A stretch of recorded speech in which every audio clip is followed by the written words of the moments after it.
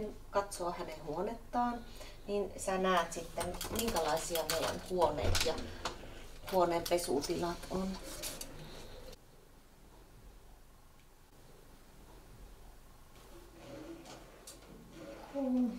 Joo, hyvin mahtuu. Onko sulla, Evelina, oma seisomateline? On.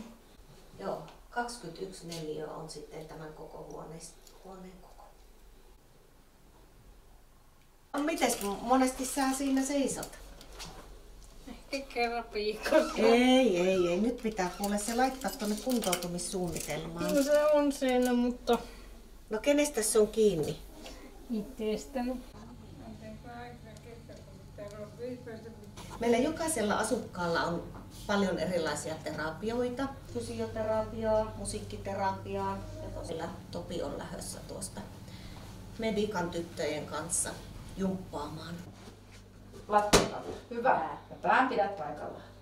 Noin, koppi ja taas. Hyvä. Niin se oli hyvä, kun semmoinen, jos se vähän lähti, se tyyli tipahti saman tien. Oho. No niin. Nyt taas.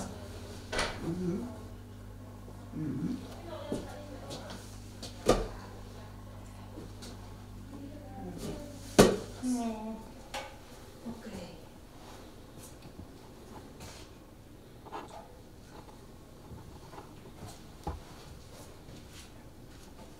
Talolla on omia apuvälineitä sen lisäksi, että asukkailla on myös sitten henkilökohtaisia apuvälineitä. Miltäs näyttää? Hyvältä.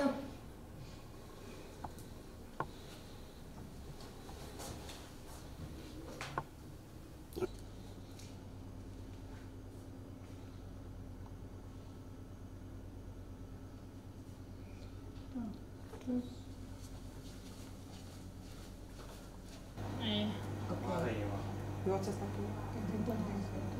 No niin, ole hyvä. Entäs sokeria? Ei sokeri.